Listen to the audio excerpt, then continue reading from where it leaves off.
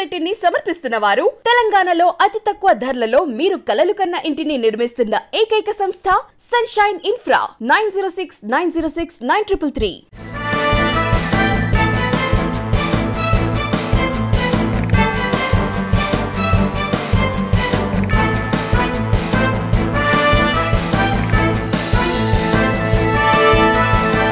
నమస్తే, welcome to V3 news లక్ష్యం సమాజహితం. నేను మహేష్. ముందుగా వార్తలోని ముఖ్యాంశాలు. పులిచింతల ప్రాజెక్టును పరిశీలించిన నిపుణుల కమిటీ, ప్రాజెక్టు భద్రతా చర్యలపై ప్రభుత్వానికి నివేదిక.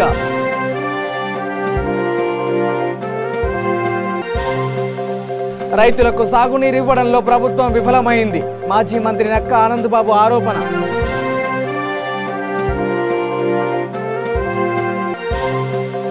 జమ్మలమడుగులో మాజీ ఎంపీ ఈశ్వర్రెడ్డి విగ్రహావిష్కరణ, ఈశ్వర్రెడ్డి సేవలను కొనియాడిన సిపిఐ నారాయణ.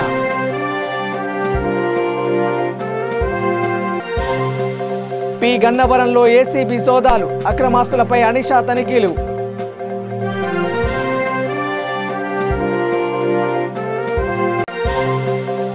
ఆముదాల వలసలో పారిశుద్ధ్యంపై అవగాహన కార్యక్రమం, చెత్త బుట్టల పంపిణీ చేసిన స్పీకర్ తమ్మినేని.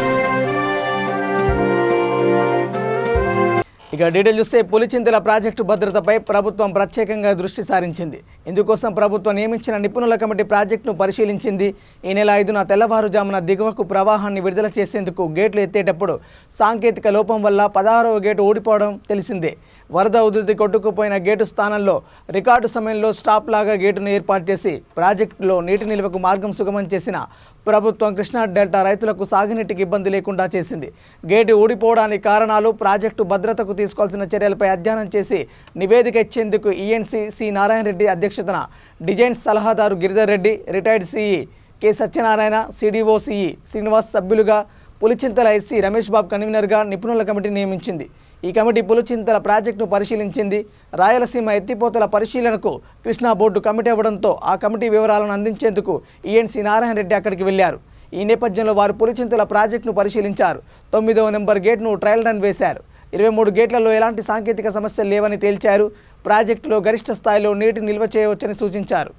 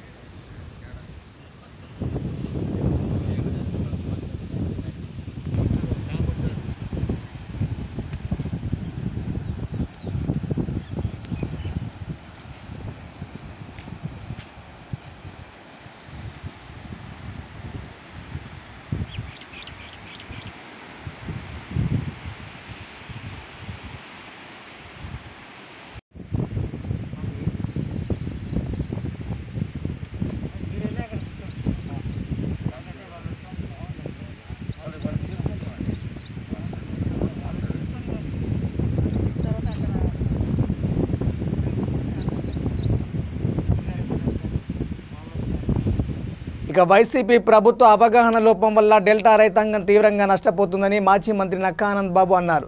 నిండుకుండల్లా ఉన్న ప్రాజెక్టులో నీరంతా సముద్రం పాలు చేస్తున్నారని ఆయన మండిపడ్డారు. గుంటూరులో ఆయన మీడియాతో మాట్లాడుతూ టీడీపీ ప్రభుత్వం జూలై నెలలో సాగుకు నీరు అందించిందన్నారు. జగన్ ప్రభుత్వం రైతులకు సాగునీరు ఇవ్వడంలో విఫలమైందని పేర్కొన్నారు. పులిచింతల ప్రాజెక్టు నిర్వహణ లోపం వల్ల గేట్లు విరిగి నీరంతా సముద్రం పాలైందని చెప్పారు. డెల్టాలో నారుమడులు ఎండిపోతున్నాయని అన్నారు. వరాహపురం, నల్లూరి వారిపాలెం రైతుల కాల్వల్లో కూర్చొని నిరసన చేశారని తెలిపారు. స్థానిక అధికారులు ప్రజాప్రతినిధులు రైతుల విషయంలో సిగ్గుపడాలన్నారు. డెల్టా ప్రాంతంలో 96,000 ఎకరాల్లో 50,000 ఎకరాలకు నీరందే పరిస్థితి లేదని ఆయన చెప్పారు. కాల్వల మరమ్మతుల పేరుతో వైసీపీ నేతలు కోట్లు దండుకుంటున్నారని ఆరోపించారు. డెల్టా రైతాంగానికి తక్షణమే నీరు విడుదల చేయకపోతే ఉద్యమానికి శ్రీకారం చుడతామని తెలిపారు. ప్రభుత్వం సిగ్గుపడాలి. వరహాపురం రైతాంగం కానీ అదేవిధంగా నల్లూరువారిపాలెం రేపల్లి దగ్గర నల్లూరువారిపాలెం రైతాంగం అంతా కూడా రోడ్లెక్కి కాలువల్లో కూర్చొని నిరసన తెలియజేశారు. ప్రభుత్వం సిగ్గుపడాలి ఈ అంశానికి. వెద పద్ధతులు వ్యవసాయం చేసేది కానీ నారుమళ్ళు పోసేది కానీ ఈ 96,000 ఎకరాల్లో 50,000 ఎకరాల పైన నీరు అందే పరిస్థితి లేదు. ఏదో కాలువ పక్కన ఉన్న ఏకరేజ్ కానీ మోటార్ పంప్ సెట్లు ఆయిల్ ఇంజిన్లు ఉన్నటువంటి పొలాలకు తప్పించి ఏ పొలాలకు కూడా నీరు అందే పరిస్థితి లేదు. దీని మీద రైతాంగం తీవ్రమైనటువంటి ఆందోళన చెందుతూ ఉన్నారు. ఇప్పటి వరకు కూడా నీళ్లు విడుదల చేయకపోవడం చాలా బాధాకరమైన అంశం. ప్రభుత్వం సమాధానం చెప్పాల్సిన అవసరం ఉంది. పండిన పంటకి గిట్టుబాటు ధర లేదు. కొన్నటువంటి జొన్నలకి మొక్కజొన్నలకి 3 నెలల పైన 4వ నెల వచ్చింది. ఈ రోజు వరకు కూడా డబ్బులు చెల్లించినటువంటి పరిస్థితి లేదు ప్రభుత్వం. ఈ జిల్లాలోనే దగ్గర 110 కోట్ల బకాయి ఉంది. ఇంకా జొన్నలు మొక్కజొన్నలకి రైతాంగానికి చెల్లించాల్సింది 110 కోట్ల రూపాయల బకాయిలు ఉన్నాయి. రైతు స్థిరీకరణ నిధి 3,500 కోట్లు రైతుల కోసం స్థిరీకరణ నిధి పెట్టానని చెప్పి ఎన్నికల ముందు చెప్పాడు, ఎన్నికల తర్వాత చెప్పాడు జగన్మోహన్ రెడ్డి. పండిన పంట కొన్న పంటకి గిట్టుబాటు ధరలు చెల్లించే విధానంలో ఎందుకు ఇలా చేతకంతనంతో వ్యవహరిస్తూ ఉన్నారనే సమాధానం చెప్పాలి. 180% వ్యవసాయం మీద ఆధారపడి జీవనం సాగిస్తూ ఉన్నారు. అందులో 70% పైన చిన్న వ్యవసాయదారులు, కౌలుకి వ్యవసాయం చేసుకునేటటువంటి వ్యవసాయదారులు వ్యవసాయం మీద ఆధారపడి జీవనం సాగించిన వాళ్ళు ఉన్నారు. ఇవాళ ప్రభుత్వం కూడా నీళ్లు విడుదల చేయడానికి కూడా నీళ్లు విడుదల చేసినా కూడా సక్రమంగా కాలువల్లో పారతాయని నమ్మకం లేదు. చేయాల్సిన టైంలో రిపేర్లు చేయాల. కోట్ల రూపాయలు దండుకునే అక్రమంగా దండుకోవడానికి ప్రణాళిక అయింది.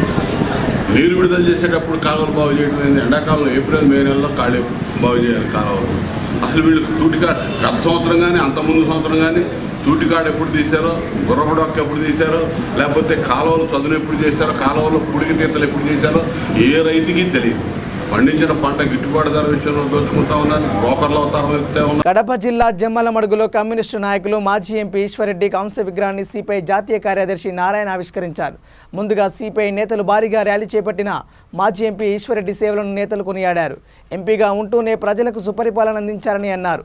అనంతరం విగ్రహాన్ని ఆవిష్కరించి సంబరాలు చేసుకున్నారు.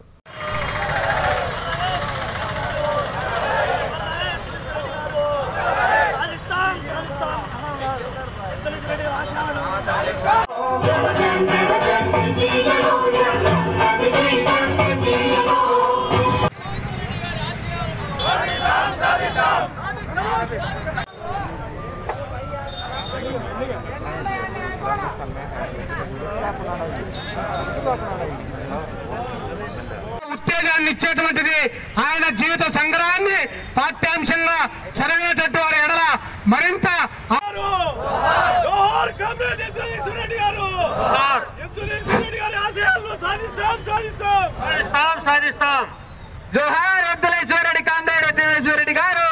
తూర్పు గోదావరి జిల్లా పి గన్నవరంలో ఏసీబీ సోదాలు కలకలం రేపాయి. ఆదాయానికి మించి ఆస్తులు ఉన్నట్లు ఆరోపణలు ఎదుర్కొంటున్న పి గన్నవరం మండలం మానేపల్లి వాడ్రేవుపల్లి పంచాయతీ కార్యదర్శి వెంకట సూర్యనారాయణపై ఏసీబీ తనిఖీలు చేపట్టారు. ఇతనితో పాటుగా బంధువుల ఇంట్లో కూడా సోదాలు జరిగినట్టుగా తెలుస్తుంది.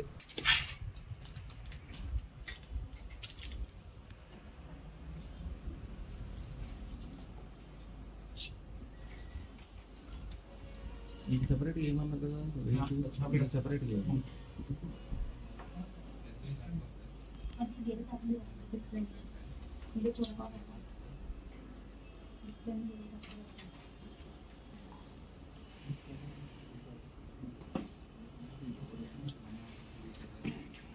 ఎందుకంటే మీరు అనుకున్న ఆయన తీసుకున్నాను.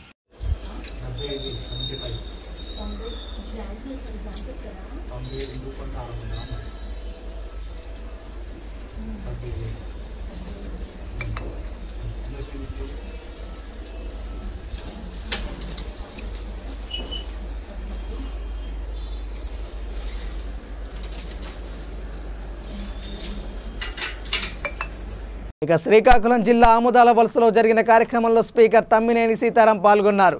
ఈ సందర్భంగా పరిసరాల పరిశుభ్రతలో భాగంగా డస్ట్ బిన్లను వార్డు ప్రజలకు స్పీకర్ అందించారు. ప్రతి ఒక్కరూ మొక్కలు నాటి పరిశుభ్రతకు ప్రాధాన్యత ఇవ్వాలని విజ్ఞప్తి చేశారు. ఇన్ఛార్జీలు అడపాస్ చంద్రకళ, బస్సు వచ్చారని వచ్చారని అల్లంశెట్టి సోమశేఖరరావు, దొక్క కళ్యాణి, కొట్లూరు నాగమణి,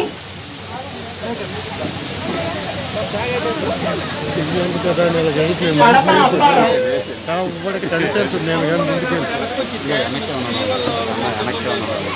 పమ్మిన సింహాద్రమ్మ,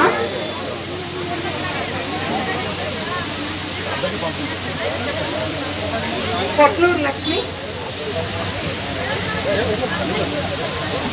మాలతి, రాష్ట్ర ప్రభుత్వం వారు స్వచ్ఛ భారత్ స్వచ్ఛంద కార్పొరేషన్ భాగంలో ఈ రాష్ట్రంలో చేతిగా ఉన్నాను.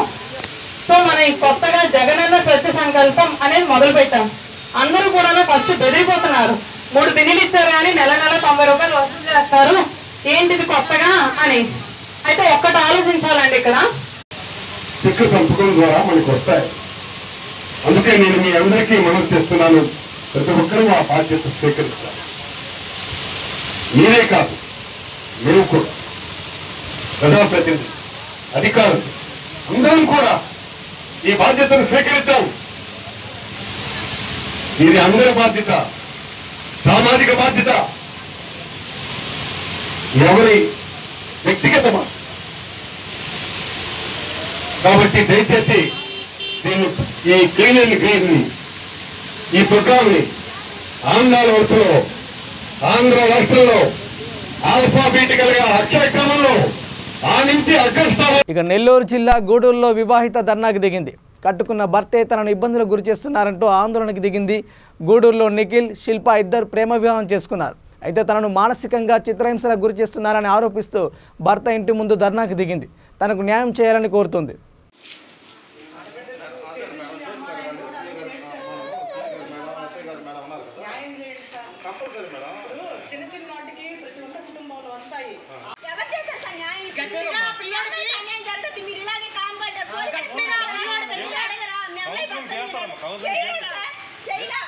అబ్బాయి వద్దంటున్నారు, ఏం చేయమంటారు? అదే పోలీసులు చెప్పాల్సిన ధర్మం. ఆడపిల్లకి రక్షణగా ఉండాల్సింది మీరే. సమాజంలో అందరి దగ్గర డబ్బులు నొక్కేసేలా చేస్తా ఉన్నారు. ఏం చెప్పాలి? ప్రతి స్టేషన్ లో నేను ఇక్కడే వస్తాను. నేను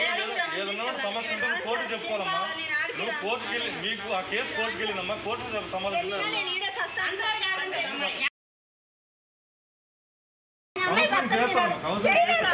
చేయలా అబ్బాయి వద్దంటున్నారు, ఏం చేయమంటారు? అదే పోలీసులు చెప్పాల్సిన ధర్మం. ఆడపిల్లకి రక్షణ. నా భర్త కావాలంటారు. కేసు పెడితే నాకు తెలుసా సార్, మీకు అమ్మాయి తెలిసిందే ఒకటే, మీరు మందలిచ్చన్నా మీరు న్యాయం అన్నా చేయాలి కదా. ఎవరైనా అడగండి, పోలీసు పని ఏం చేస్తుంది? మేము కేసు పెట్టారు, కేసు కట్టేసాం, అయిపోయింది. మీరు చెప్పింది ఏంటి? ఫైల్ చేసుకొని మేము 3 పిల్లలు మీద పొరపాటున చేసిన కేసు మేము రాజీ పడతామని చెప్పి చేసుకొని మళ్ళీ కౌన్సిల్ చేసుకోవాలి, అంతేగాని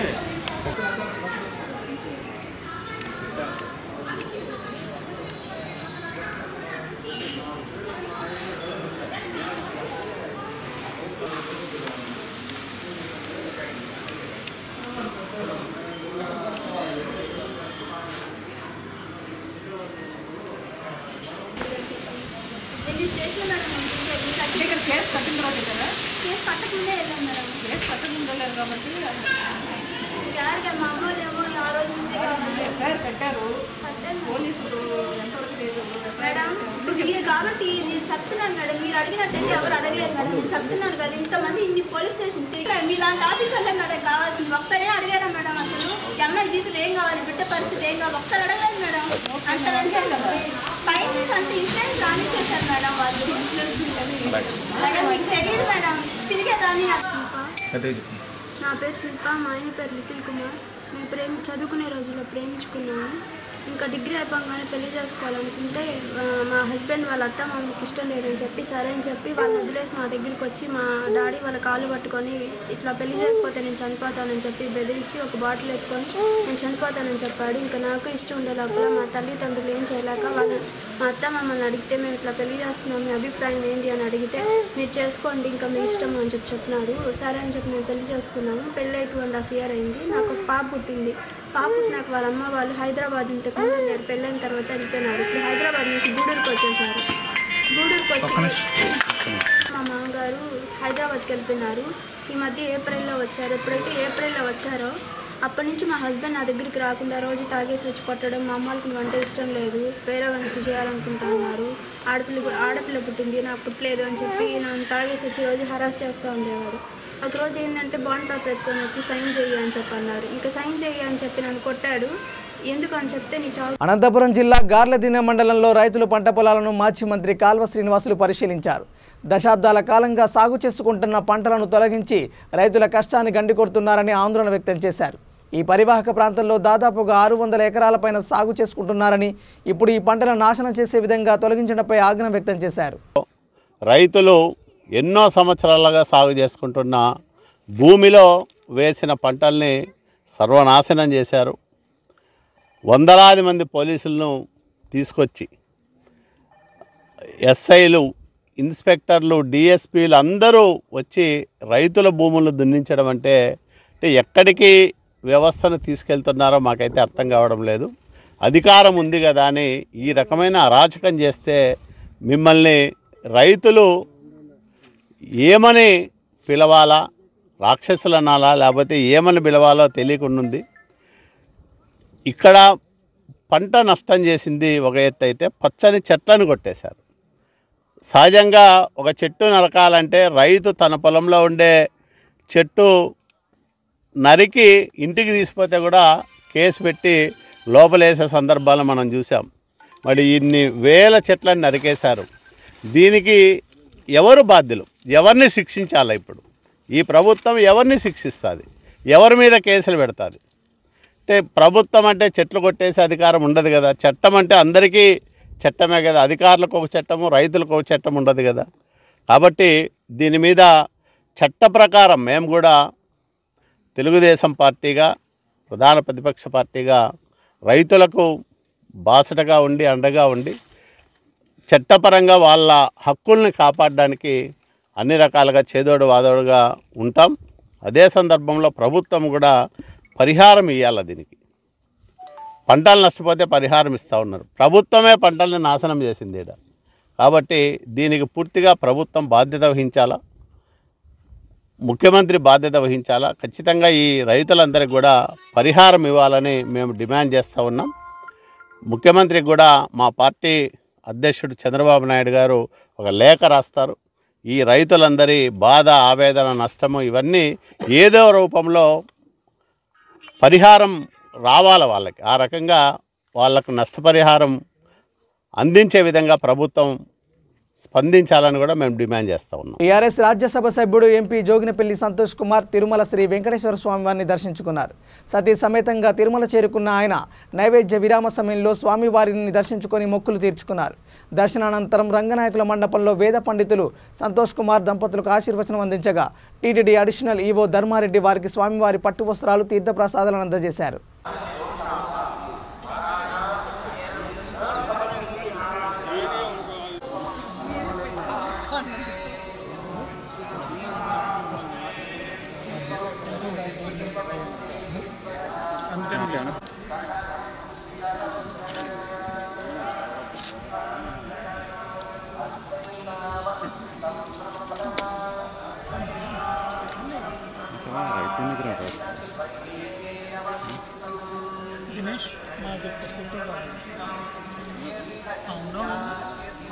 ఎక్కడైతే కరెక్ట్ చేసి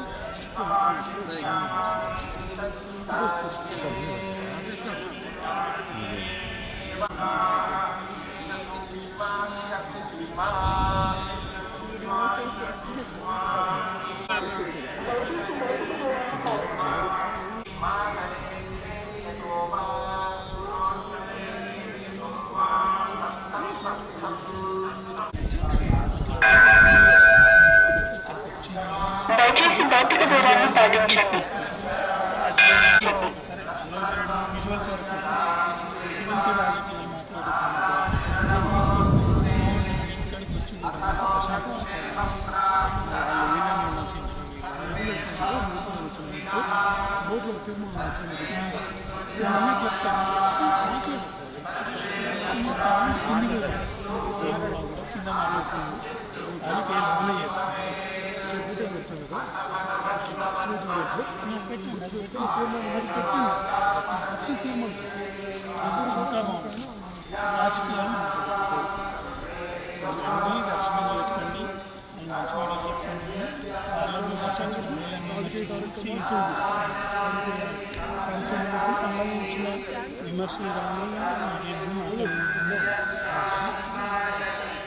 నెల్లూరు జిల్లాలో మాజీ మంత్రి సోమిరెడ్డి చంద్రమోహన్ రెడ్డి జాయింట్ కలెక్టర్ గణేష్ కుమార్కు వినతి పత్రాన్ని అందించారు. గ్రావెల్, ఇసుక చెలరేగిపోతుందని, అర్ధరాత్రి సమయంలో మాఫియా కార్యకలాపాలు కొనసాగుతున్నాయని, సర్వేపల్లి రిజర్వాయర్లో జరిగిన అక్రమాన్ని గుర్తించి పట్టించామని, దీనిపై అధికారులు అక్రమాలకు పాల్పడలేని వాళ్లను బలిపశులు చేస్తున్నారని మండిపడ్డారు. తక్షణమే దీని వెనుక ఉన్న వారిని కఠినంగా శిక్షించాలని డిమాండ్ చేశారు. ఆ 10,000 కూడా ఎవరి మీద పెట్టారు? ఢిల్లీలో ఉండే మాగుంట శ్రీనివాసరెడ్డి మీద పెట్టారు. పాపం ఆ ఎంపీని బలి చేశారు. ఆయన చెప్తాడు ఎగ్జిక్యూటివ్ ఇంజనీరు, ఎంపీ అని లేదు కాబట్టి మాగుంట శ్రీనివాసరెడ్డి కాదంట. M Srinivasareddy, son of Raghavareddy, Magunta layout, Nellore town, Magunta agro ఫామా. ఆయన మాగుంట శ్రీనివాసరెడ్డి కాదంట. తప్పు చేసి ఇంజనీర్లు బుకాయిస్తున్నారు. ఈఎఫ్ఓ ఇచ్చిన ఆర్టీఐ ఇన్ఫర్మేషన్లో సమాధానం, అటవీ పోరింబోకు భూమిలో అటవీయేతర పనులకు అటవీ చట్టంలోని నిబంధనలకు విరుద్ధం పైన కంటేపల్లి రిజర్వ్ ఫారెస్ట్ మ్యాప్లో భూమి రికార్డుల వివరాలన్నీ పొందుపరిచామని చెప్పి ఆ మ్యాప్ అంతా దీంట్లో పెట్టాడు. కంటేపల్లిలో ఉండేది ఫారెస్ట్ ల్యాండు, దాంట్లో ఎత్తేదానికి లేదని చెప్పి డిఎఫ్ఓ సమాధానం చెప్పాడు. దానికి నిన్న ఎమ్మెల్యే అధికారికంగా ఎంఆర్ఓ అని పక్కన పెట్టుకొని చెప్తాడు, రైతులంట దాన్ని మెరకుంటే తగ్గించేదానికి అప్రూవల్ ఇచ్చారంట, రైతులు అప్రూవల్ ఇచ్చారంట. నాకు అసలు అర్థం కాలే. రైతులు అప్రూవల్ ఇచ్చేదేందో అటవీ భూమిలో పీఓబీలో ఉండేది, రైతులు ఇచ్చేసారు పర్మిషన్ అంటాడు. ఆ చట్టం తెమ్మనండి ఆయన్ని. రైతులు ఇచ్చే చట్టం రాత్రిళ్ళు విచ్చలవిడిగా చేస్తే వాడికి ఏం సంబంధం లేదంట. పోలీసు వాళ్ళు ఇన్ఫర్మేషన్ ఇచ్చారు, రిప్లై ఇచ్చారు సమాచార చట్టంలో. అసలు వెంకటాచలం కంటేపల్లి గ్రామంలో మాకేం సంబంధం లేదు, మేము ఎలాంటి కేసులు పెట్టలేదని వాళ్ళు అధికారికంగా ఇన్ఫర్మేషన్ చట్టం ప్రకారం ఇచ్చినారు. ఇది బరితెగింపు కాదా అని చెప్పేసి అడుగుతా ఉండా. అంటే ఆయన ఒక పని చేయమనండి ఎమ్మెల్యేని, రైతులు ఒప్పుకుంటే గవర్నమెంట్ ల్యాండ్లో పీఓబీలో ఉండే ల్యాండ్లో అటవీ శాఖ భూమిలో రైతులుగా అప్రూవల్ చేస్తే యథేచ్ఛగా గ్రావెల్ మాఫియా ఇష్టానుసారం గ్రావెల్ మట్టి తోలుకోవచ్చు అని చెప్పి ఒక ఆర్డర్ ఇప్పించమనండి ఆయన్ని. సిగ్గుండాల, ఒక లెజిస్లేటర్గా ఉండి సిగ్గుండాల చెప్పేదానికి. మీరు చేసే ఆగడాలు, మీరు చేసే దోపిడీ మళ్ళీ చెప్తాడు ఆయన. తెలుగుదేశం టైంలో ఇంత అప్రూవల్ ఇచ్చాడని. బులెటిన్ ముగించే ముందు హెడ్లైన్స్ మరోసారి. పులిచింతల ప్రాజెక్టును పరిశీలించిన నిపుణుల కమిటీ, ప్రాజెక్టు భద్రతా చర్యలపై ప్రభుత్వానికి నివేదిక.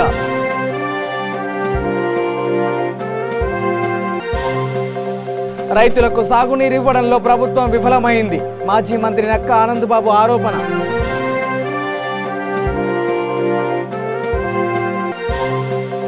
జమ్మల మడుగులో మాజీ ఎంపీ ఈశ్వర్రెడ్డి విగ్రహావిష్కరణ, ఈశ్వర్రెడ్డి సేవలను కొనియాడిన సిపిఐ నారాయణ.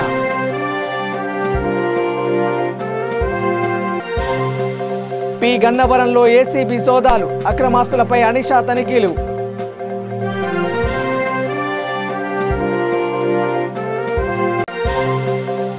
ఆముదాల వలసలో పారిశుద్ధ్యంపై అవగాహన కార్యక్రమం, చెత్త బుట్టల పంపిణీ చేసిన speaker Tammineni. Bulletin updates. Keep watching V3 news. లక్ష్యం సమాజేత. నమస్కారం.